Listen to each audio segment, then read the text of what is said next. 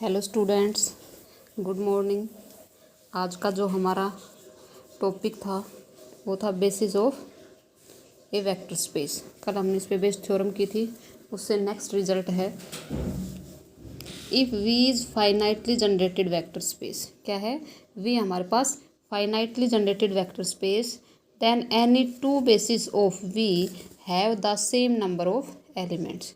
क्या कह रहा है? अगर वी हमारे पास कोई फाइनाइटली जनरेटेड वेक्टर स्पेस है तो उसमें अगर दो बेसिस हैं तो वो सेम नंबर ऑफ एलिमेंट्स रखेंगे।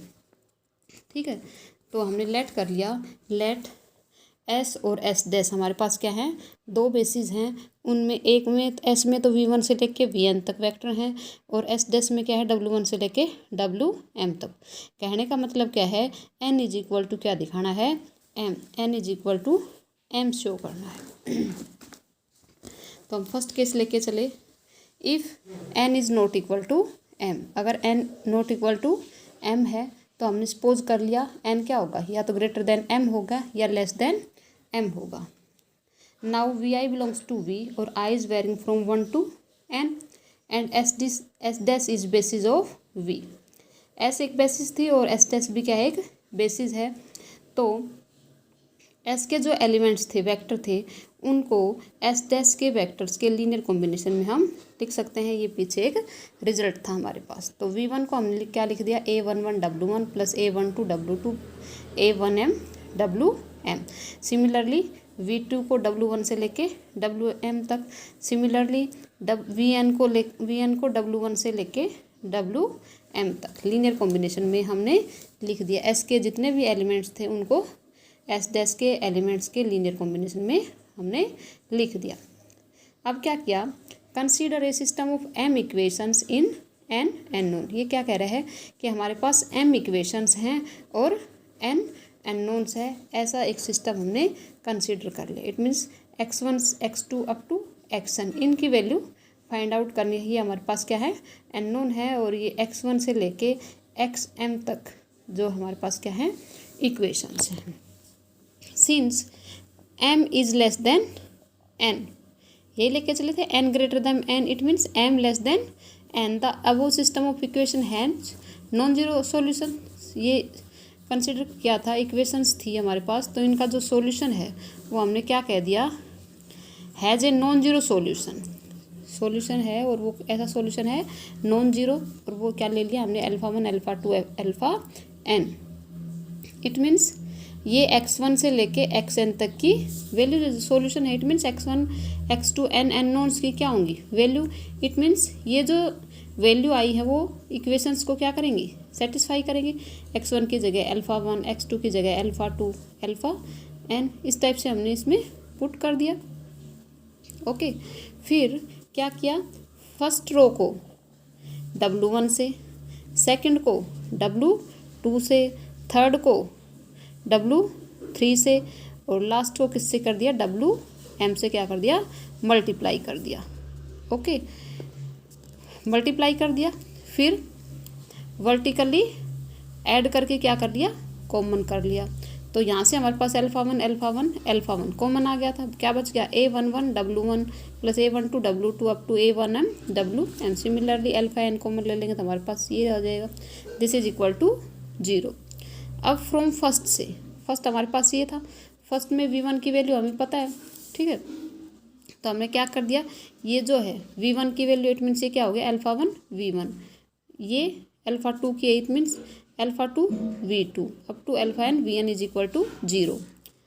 Since v1 v2 up to vn is linearly independent, linearly independent हो, क्योंकि पहले क्या दे दिया था? बेसिस दे रखा था, s बेसिस था, तो क्या हो गया? लीनियरली इंडिपेंडेंट हो गया।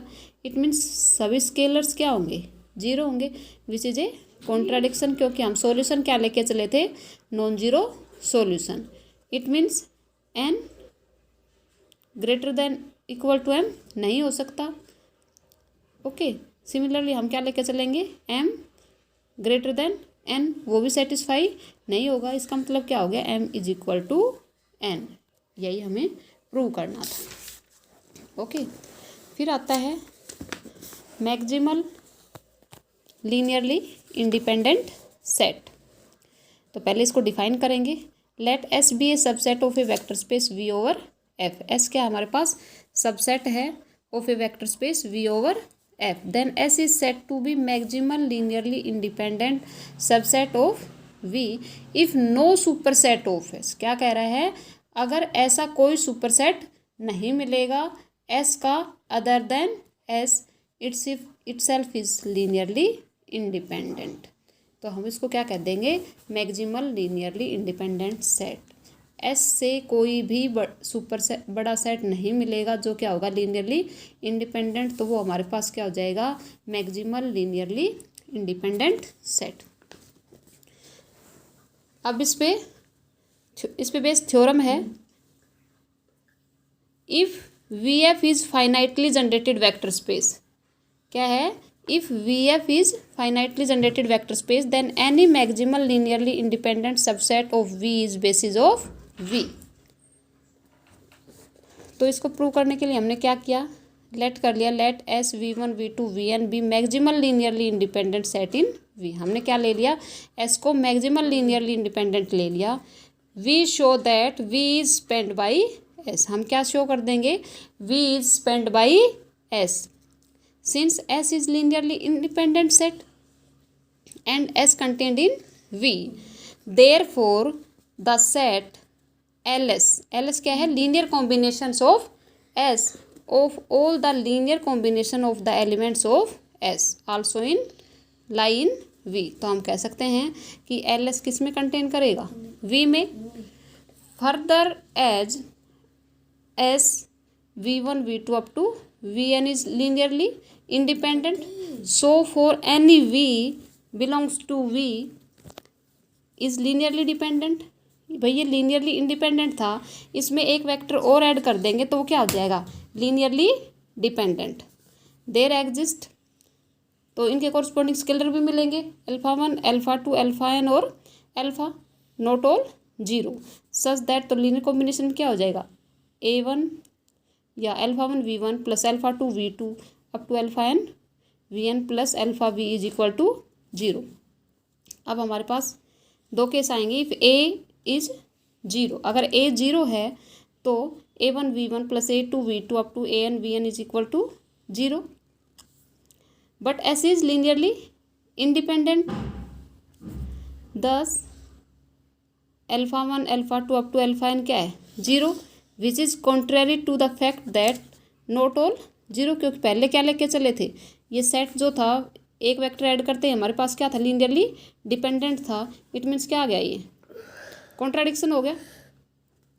इट मीन्स क्या लेंगे, A is not equal to 0, so dividing 2 by A को क्या ले लिया हमने, नॉन जीरो ले लिया, तो A भी को इस साइड रखा और इन सभी एलिमेंट्स को दूसरी साइड ले गए तो क्या हो गया, नेगेटिव हो गया।